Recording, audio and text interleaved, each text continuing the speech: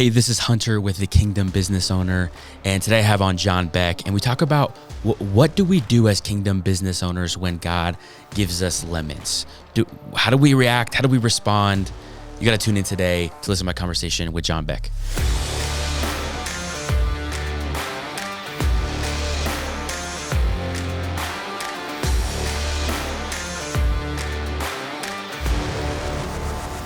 All right. Well, hey, John Beck, welcome to the Kingdom Business Owner, man. So thankful to have you here. Man, you're a serial entrepreneur, lover of Jesus, family man, and also the guy that taught me how to play golf. So, man, thank you for being on the show. Thanks for having me. Yeah, man. You have quite the testimony, quite the personal testimony, quite the business testimony. Man, I feel like I know a good amount of it. But most of the people who are tuning in don't know who John Beck is. So can you give us the couple minute testimony of who you are, business testimony, and then I'll prompt us with some questions. But you've always inspired me. You've always been an inspiration to me, both personally and also professionally. So who's John Beck? That's a wide question. Born and raised in Twin Falls, Idaho, small town. And then moved to Fort Collins 20-something years ago. Was not a Christian. Did not grow up anything like it. More like my parents were kind of maybe spiritual, I guess, maybe, but way too wide variety of spiritual. And I think it was probably through my daughter's birth and my wife. I'd have to give her some credit, but. And then a few others, significant people in my life that I did come to faith when I was 28 years old. So that's 13 years ago. Was a business owner.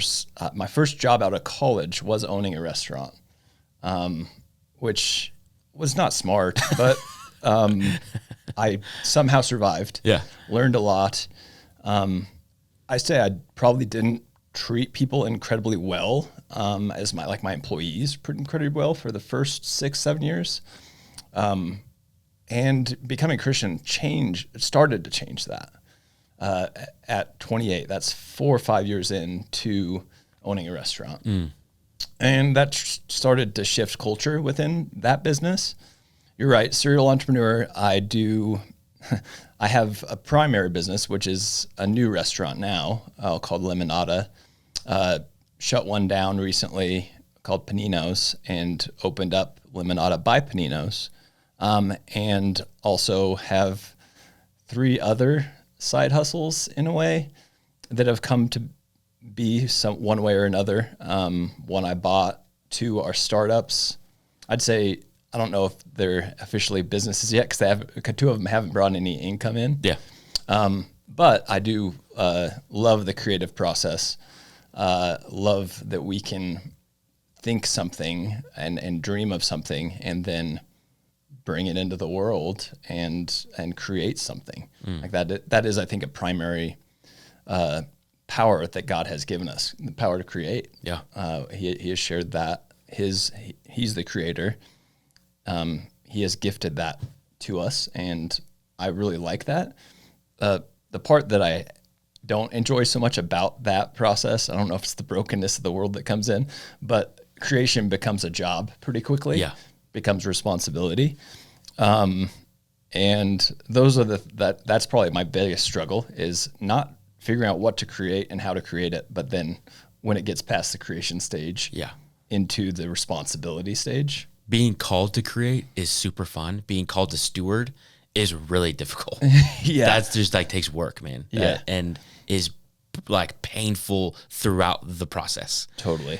Well, man, you have been called to create, but also be called to steward in your new venture. Man, talk about the journey of the last couple months of shutting a restaurant down, starting a new one in with a couple day gap to bring us into that story. I told you this, you came in for lunch yesterday, and I told you and your wife this story, the testimony, and this has been a fun piece that I get to do with this new venture, this new restaurant, is it has a testimony of its own. And it has been like God, like inspired, God breathed. And one of the features of that piece has been my reluctance. After 17 years of owning a restaurant, I did not want to start another one. I was done. I was kind of angry that they were going to tear down my building, basically. They told me with a few months' notice that my building was going to be torn down and good luck, basically. And after 17 years in a business that, like, at that point, it's not a business anymore. It's not something I own. It's not something I like. It is just feels like it dissipates. Yeah, it's gone. Right. So what do I really own besides like 17 years of trial and tribulation?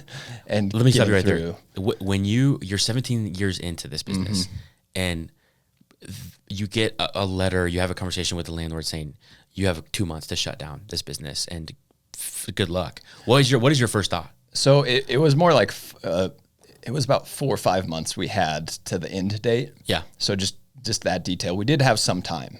Sure, but even 4 to 5 months, man. After 17 years in a space. My thought was, I'm done. Yeah. Like I want to go do something else, and I've done enough here, and I'm like, what do I have to show for it? In a way, besides some restaurant experience on a resume, I could go interview. I'd be a really good dishwasher somewhere. Probably wouldn't be a very good general manager. Like, where do I go from here? But I did have the thought of like, oh, I can go create something else. I can do something else.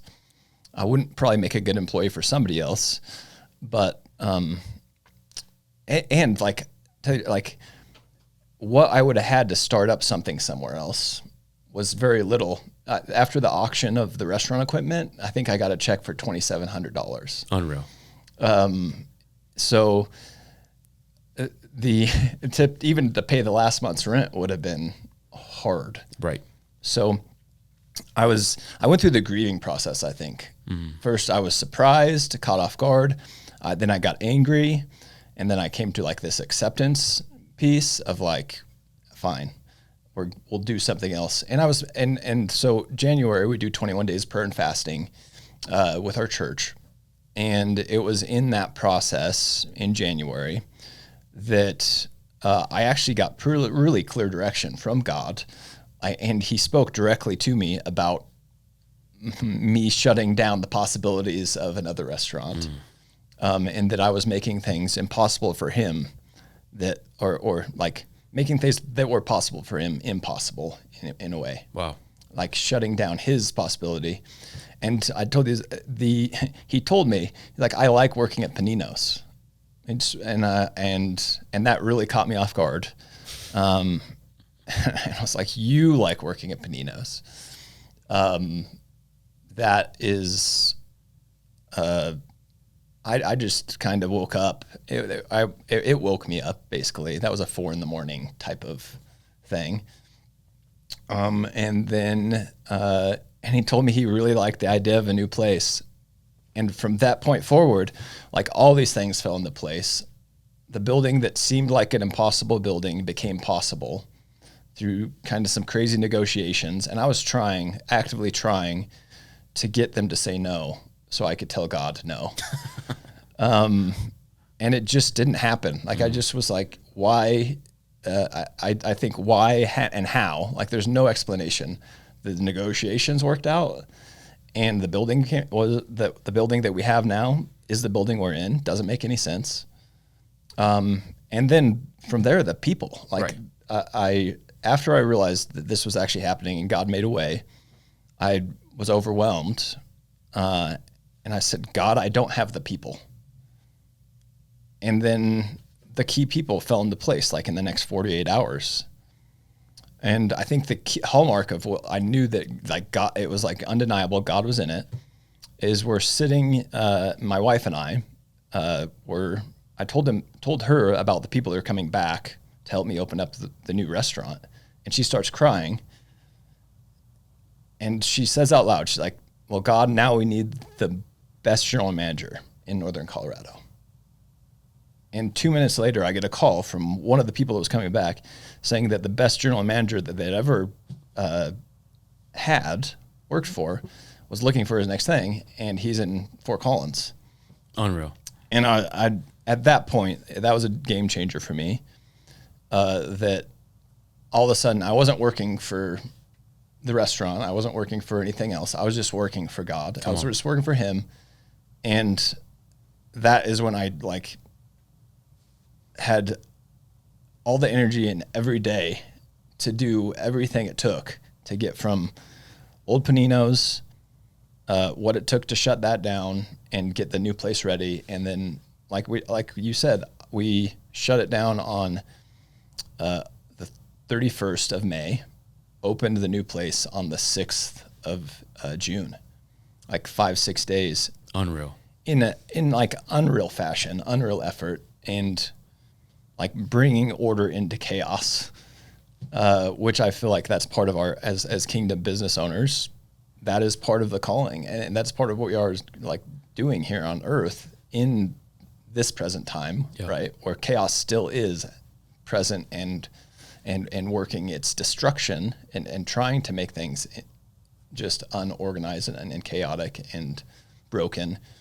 and fighting against that and bringing things into like right order and kingdom order. Right. Through real redemption. Right.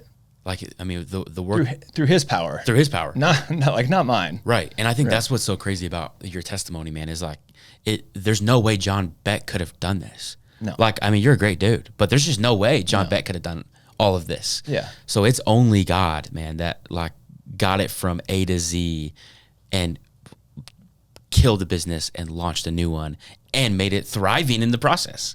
Totally. So you guys have been open for a month-ish? Mm-hmm. Right? Yes. About 3 weeks. Okay. A little, almost a month now. Okay, so you guys have been open for 3 weeks. What's the last 3 weeks been like? Oh man, a lot of fun. There's a lot of energy. I feel like people walk into the business now, and I walk in there now, and I'm like, there is a difference here. There's there's a spirit in this place. There's God's spirit is here. Yes. It's undeniable. It's undeniable. It's unidentifiable to people that don't know God, but they feel it. It's been inspired, really. A lot of fun. We couldn't have done it without our like incredible community that we're part of. Yeah. At our church and the surrounding community around that. It was that kind of an affair getting it going. The electrician, like half of our employees now are like inserted from our community. We more than doubled our staff going to a bigger restaurant. So we were able to intentionally insert people in the right places, to have the influence on the culture of the business and their fellow employees too. The restaurant is where heaven meets earth in a way, in a sense, because most of our employees are really broken. Yeah. And come from hard backgrounds and hard stories, and don't know Jesus. Come on, man. Yeah. Come on. Why the name Limonada? Limonada is inspired. Limonada is lemonade in Italian. So we have a saying in our family, and we've done this over and over again. And well, Marie enforces this rule because we've had a few instances where she's like, "You got 5 minutes to make lemonade out of lemons. You can, like for me, not this is and maybe our kids, but like." Yeah, we've gotten dealt lemons. Like we've gotten served something sour that is not fun, not something where you really want to go through, and we're gonna make lemonade. Come on. Yeah. So get the finding out your building is gonna be demolished after 17 years in it, and all that's attached to that. And not really having an exit plan. People like, did they pay you? Did they, did you get anything? No, they just said, it's like an eviction notice. Like you just got to leave. I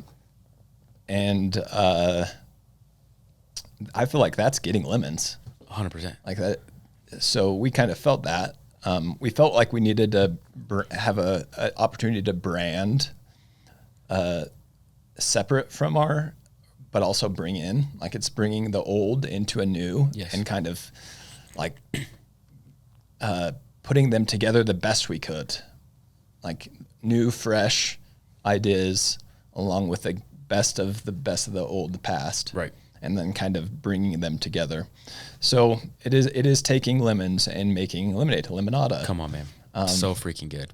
Here's what I love about that story and the name is I think I know so many Christian entrepreneurs that they get to the point in their business where things get really hard and they're like, well, God must not be a part of it. I can't do this anymore. Maybe I'm supposed to do something else.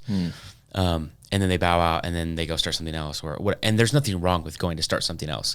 But what's beautiful about this is like, man, when we are served lemons, like walking in with a redemption mindset of, man, I wonder if I'm supposed to turn this into something new and beautiful and not just give up and bow out, but like doubling down on the calling that God's given you is just really unique and special. And I think also just an encouragement, like even for myself at times where I've been like, man, I want to just give up because I don't know if God's still a part of this because it's hard. But just because it's hard doesn't mean that God's not a part of it. God was a part of it throughout the entire process. Even in the shutting down of your last business, God was a part of that. And God is obviously all over this new entity that has like new wind behind its sails. Do you agree with that? Yeah, totally. It is undeniable, like the timing of everything, the the direct involvement. None of this I've tried to like orchestrate myself. Yeah. And I was reluctant. I was really reluctant going in, beyond reluctant. Yeah. I was, and we've walked together for years now, and I was burnt out. Yeah. And uninspired. And I can't really explain very well. I don't know if this can explain this very well of how much that's changed and how much energy. And I like want to go to work now. I want to engage in the creative process. I want to do everything I can. To give it everything I've got. Like, come on, bet the house. Come on, dude. On this one, which is way far from where I was before this in this business. I wanted to do what I wanted to do. You know, there's a golf business. I wanted to coach golf. I wanted to do some life coaching. I wanted to create a business called the Greater Than Golf that was like a men's community around golf, which that all might happen in God's time and in things. But it obviously wasn't the exact right time for it. And God made it pretty clear and present that this was the exact right time for this. And this is where that he wanted me and my family and my employees, like they're all of them. Yeah. So he's orchestrating all this.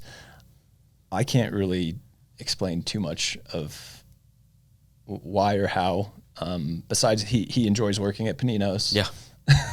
Like that's like, and remembering that constantly now, because it is taking more and more energy. It takes more and more finances. Yeah.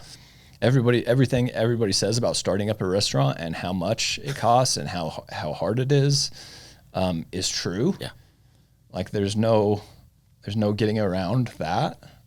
But with God, he provides the finances. He provides the energy Amen. that it takes. And he's provided the people now. So what do I have to do now? Right? I mean, man, everything you're saying, it makes me think of a Tim Keller quote where he says, our job is faithfulness. His job is fruitfulness. And like, I see that all over you. You didn't do anything to deserve or earn or produce the fruitfulness that you're now seeing, but you did walk in faithfulness.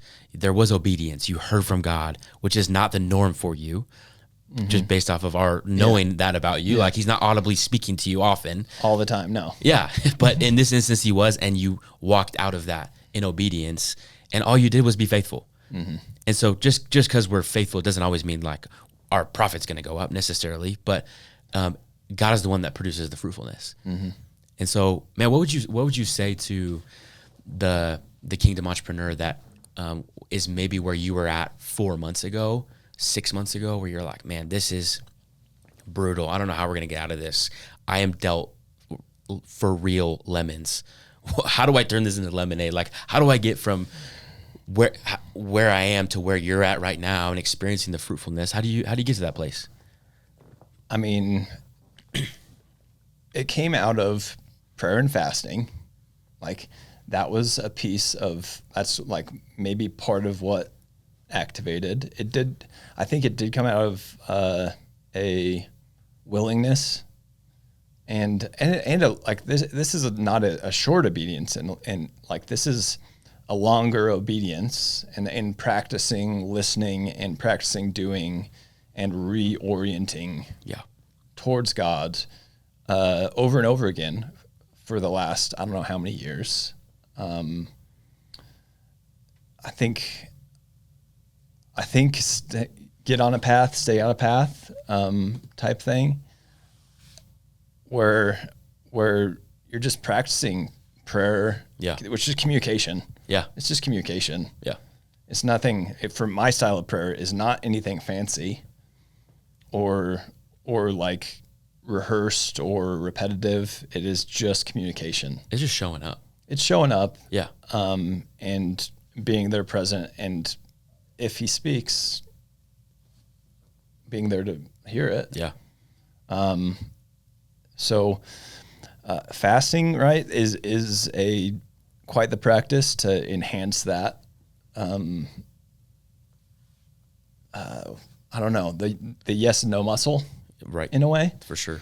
Hearing from God through prayer, or communicating with Him, at least letting know the hard, every bit of it, not Amen. Holding back. Showing up to Him in gratitude and in desperation. And then there is this, like, He does give us preference, power of choice. Right. You know, we get to say yes and no to things, but really knowing where He is, or trying to discern where He is and where He wants to be. Yeah. And saying yes to those things, because all I want to do is be in a better relationship with Him, or a more close relationship with Him, and in His presence more and more. Yes. Come on, man. So where He is, if I say no, like it almost felt like when He said He loved working at Panino's, like I had a job interview with Him. He was applying for a job, and who am I to say no? Yeah. If He's applying for a job, like I will do everything in my power to give Him a job to do. Right. Within something I'm in, like I'm the owner of this restaurant, but no. Right. Dude, that's so good. I also think that your testimony gives a framework for people when their backs are against the wall, where they feel like they've been dealt some lemons, where if you feel like your business is not going the way you want it to go, it's not thriving the way you expected it to go, and you feel like God's maybe not a part of it, I think the challenge would be, well, first of all, man, you need to get on your hands and knees in prayer, and you need to fast. And then secondarily, ask God, does He like working in your business? Mm-hmm. And I feel pretty confident that He'll probably speak.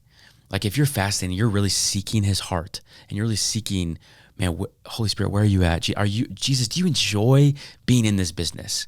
And maybe the answer is no, and maybe He says like, yeah, I'm not in this. You need to shut this business down. But I think more often than not, the thing that He called you to create, He might be saying, no, I actually love being in this business, and I'm needing to work out of your weakness now, instead of just you've been working out of your strength for the last however many years. So I feel like your testimony gives a framework for what that could look like, man. It could. I think there is a thing to saying no to at the same time, to things that He is not, like, we do all have capacity. And as a serial entrepreneur, I'm one to stretch mine beyond what it really should be. Yeah. Like, and then all of a sudden I'm not really letting a business thrive because I have limited capacity, because I've said yes to too many things. Yep.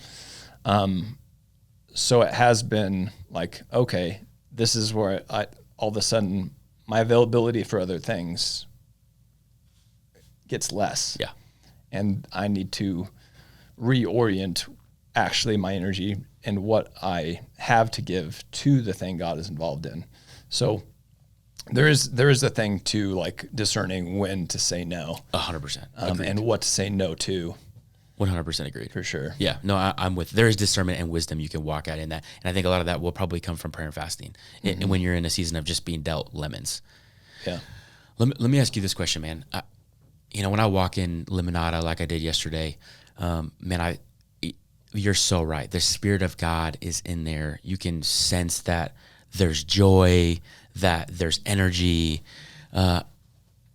Man, I think people crave that and want that in their businesses. They want the energy. They want the like Spirit to be all over. What would you encourage an entrepreneur to step into if they're like, man, it feels like it's dead inside of my office, inside of my call center, inside of my whatever it is, whatever company it is? How do you restoke the fire of bringing the Spirit back into a company? I think it starts, with us, it starts with home, like our relationship at home. But I guess before even that, this thing called delight, practicing intentional delight is how or intentionally practicing delight, I guess you could put it either way, is one way. It starts personal. It starts with God, our creator. He delights in us, and we delight in him. Come on. And bringing that then intentionally, like there's intention behind this, to our key relationships. So my wife and I, and then from there, if we can do that and make that what we do, it's out of habit, but Yes. it just kind of happens. You just delight in each other. And then bring that to your kids, I guess, and just kind of concentric circles, right? Out Yes. into, then bring it to employees. Before I have hard conversations with employees, like, you didn't do this. There's so many things they didn't do last night, right? Or shutting down you didn't lock the back door. You know what I mean? Feels important. Yeah. It just feels important. Or the front door. Those things happen. But before I have that conversation with them, or before I send like the whatever text or whatever it is, it's checking in and saying hi and being delighted to see them, Yes. no matter what they did or didn't do. At home, it's like when I don't take out the trash on Friday because Friday's trash day. My wife, first, will be glad to see me when I walk in the door. And it's an agreement we've had in the past. Now it's just a natural occurrence. And then, like 5-10 minutes later, be like, actually, the trash didn't get taken out last night. It's a real bummer. And then we deal with that, whatever the thing is. Right. Because there's always going to be a thing. So that might be one thing that is probably key and primary. Is first we just say hi to the people that are working for us and just be glad to see them. And then we get into the whatever side of things. So good. And I don't know if that's like the Spirit of God piece, but I feel like that is a piece that like can just change the whole atmosphere and change how people are when they show up through the door in the morning. If they show up the door through your doors, like of your business, and know they're just going to be delighted in no matter what. And then they're going to be like asked to please lock the front door next time whatever it is, or do the write-up or do the review. So good, man. Then it does change the atmosphere in a place. 1,000%. 100%. And everything you're saying is so practical, and it really just boils down. Like, the root of it is love your neighbor and love God. Like, that's really the root of what I feel like can get us back to the place of like, oh man, Spirit of God is here. If you're loving you're delighting in your neighbor meaning your employee, your wife, your children, like, man, the Spirit of God's going to be on that. And if you're delighting in your Creator and He's delighting in you, like, it's a form you can't lose. That's the foundation. I feel like that's the foundation. The next piece I'd say for business owners, and this changed for me, and I think maybe you helped me with this at some point through Foundry. We had a conversation with the whole group, and somebody told me that I needed to re-own my business like every morning, basically. Say yes to my business every morning. and it changes how I engage. Any day I could just decide to shut it down. There'll be repercussions, right? Sure. And there might be costs and it might be messy, but I could walk away from any one of my businesses at any point in time. So knowing that, and then just if I'm feeling reluctant, if I'm feeling like this, burnt out or like just not engaged or not feeling, if I actually just say yes to my business every day, a full yes, full-hearted yes. Yes, come on. It's going to change how I engage in it. I'm going to be more intentional. I'm going to bring more energy to it instead of just a reluctance. Yeah, or like a 1 foot in, 1 foot out. Or I have to. Or, yeah, 1,000%. This is what I have to do today. Instead of, this is opportunity. This is what I get to do today. I'm saying 100% yes to this, and that is going to change how I engage in it. I'd say the same, just like a business relationship. That's your relationship with your business. It's the same thing as your relationship with your wife. Mm-hmm. If you're re-owning that every morning, every day, or maybe you need to schedule it. So you're like, I'm going to revisit this once a week or once a month, and I'm going to re-own my business. I'm going to re-own my relationship. I'm going to re-own my marriage. The power of yes and no is huge. So good, man. So changes good. how you engage. 1,000%. Yeah. One of my favorite things about Limonada is that what makes it feel like the spirit is there is not that you have a cross in your logo, and it's not that you have like Christian keywords in your menu. My culture values. Yeah, your culture values. It's that it's just like you have great employees and you take care of your customers and you serve excellent food. And so that, like, we need more of that. We need less Christian business owners who are like doing the Christianese thing and like putting the cross in their logo and doing like the Christianese stuff. Yeah. And putting like John 3:16. John 3:16 on like slogan on the wall. Like we need less of that probably. And we just need more excellence in terms of loving our neighbors really well by serving them excellent food. Yeah. Like my favorite food ever is eggplant parmesan. And I just devoured it in like 3.5 seconds yesterday at lunch. And so, yeah, man, like that is God honoring. It's not the like verse on the wall. It's like loving our neighbor through excellent business. And I feel like you're doing that, man. Thanks, man. What do you say to people that are like wrestling with that tension of like, well, I want to be a missionary in my business, but they're like they're not providing an excellent product? I think what we create and put out in the world is really important, and the quality of that, and caring about that. I mean, there's different levels, right, of that, of what your target is and what you're trying to do. I'm not sure if it's necessarily like, I think showing the love and honoring the whole process, you honor our resources by combining them together and making great things out of them. Yeah. It's like, I got tomatoes, I have salt, I have pepper, I have garlic, I have cooking wine. It's not those all the quality of one ingredient sure is great, but it is the care we take to put them together in a way that really honors the ingredients themselves, and it's just giving it back to God, the God that created it all. Come on. And I do think that is another piece of bringing order into the world. God's order is like, he gives us the resources. He gives us trees to make tables out of. Like, it's all God's. So it is honoring him to put them together in a way that does create like the joy that you had eating that eggplant parmesan.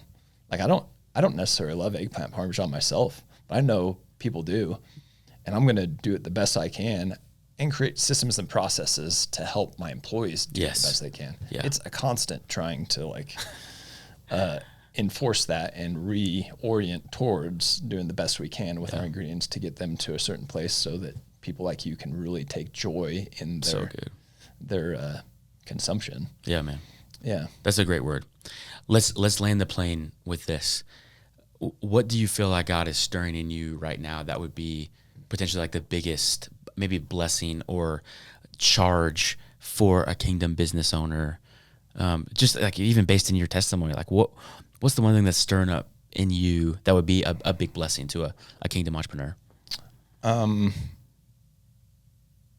think the biggest kind of paradigm that I'm working in between, and I have been working through, is there's been so many times where I felt stuck and just absolutely like, I don't know, like I'm swimming through sludge and I can't get out of it. Like, or another, like, there's a meme or a image of Jack Sparrow from Pirates of the Caribbean, like going down, the ship's going down and he steps off the mast of the boat, onto the, onto the dock. Mm-hmm. Like I felt like that so many times 1,000%. In this process. Yeah. Like I'm just part of a sinking ship and I'm like, captain is almost going down and just stepping off onto board.